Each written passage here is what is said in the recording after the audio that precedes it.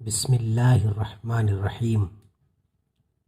یہ سعودی عرب کے دارالحکومت ریاض شہر کا واقعہ ہے۔ ایک نیک خاتون رمضان المبارک کے مہینے میں ہر روز افطار سے پہلے تمام بچوں کو اکٹھا کرتی اور ان سے کہتی، جو کچھ میں کہوں اور کروں تم بھی وہی کہنا اور کرنا۔ پھر وہ دعا کے لیے ہاتھ اٹھاتی اور کہتی، یا الہی ہمیں اپنا گھر عطا کر جس کے آگے ایک نہر ہو۔ تمام بچے بھی ہاتھ اٹھاتے اور کہتے، یا الہی ہمیں اپنا گھر عطا کر جس کے آگے ایک نہر ہو۔ اس خاتون کا شوہر ہنستا اور کہتا، اپنے گھر کی بات تو سمجھ آتی ہے، لیکن یہ گھر کے آگے نہر ہونے کا کیا مطلب ہے؟ اس صحرائی علاقے میں نہر کہاں سے آئیں گی؟ بیوی اسے جواباً کہتی ہے، آپ کو اس سے کیا غرض؟ یہ ہمارا اور اللہ تعالیٰ کا معاملہ ہے، آپ بیچ میں مت آئیے۔ وہ رب تو کہتا ہے، مجھ سے جو مانگو میں عطا کروں گا۔ ہم تو جو جی میں آئیں گا مانگیں گے اور بار بار مانگیں گے۔ غرض وہ اسی طرح بچوں کو اکٹھا کرتی اور خود بھی دعا کرتی اور بچوں سے بھی کرواتی۔ رمضان المبارک بیت گیا۔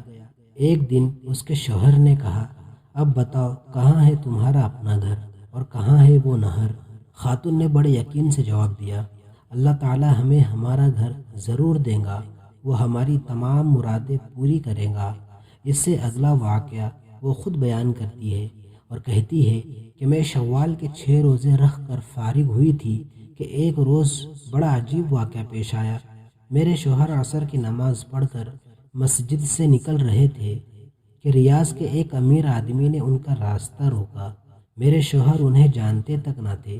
اس آدمی نے انہیں سلام کیا اور کہا، میرے پاس ایک گھر ہے، آدھے گھر میں تو میں اپنے والد کے ساتھ رہتا ہوں، مگر گھر کا دوسرا نصف حصہ خالی پڑا ہے۔ اللہ تعالیٰ نے مجھے اور میری اولاد کو اپنے فضل و کرم سے بہت نوازا ہے، ہمیں اس آدھے گھر کی ضرورت نہیں۔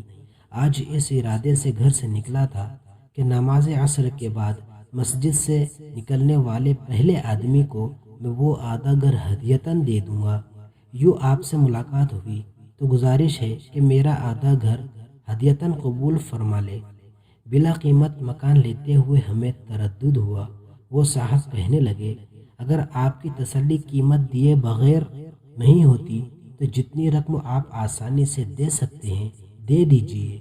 خیر ہم نے کچھ اپنے پاس اور کچھ ادھر ادھر سے جو رقم اکٹھا کی وہ کم و بیش 8,000 ریال بن گئے۔ وہ رقم ہم نے اس آدمی کے حوالے کر دی۔ اب ہم اس آدھے مکان کے مالک بن گئے تھے۔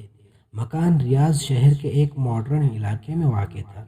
سچ ہے کہ جو انسان سچے دل سے اللہ تعالیٰ کو پکارتا ہے، اللہ تعالیٰ بھی اس کی پکار سنتا ہے۔ لیکن ایک بات نے مجھے پریشان کر رکھا تھا۔ میں نے اللہ سے جو گھر مانگا تھا اس کے آگے نہر ہونی تھی۔ مکان تو مل گیا پر اس کے آگے نہر نہیں تھی۔ میں نے ایک عالم دین سے پوچھا کہ اللہ تعالیٰ فرماتا ہے کہ مجھ سے جو مانگو میں تمہیں عطا کروں گا۔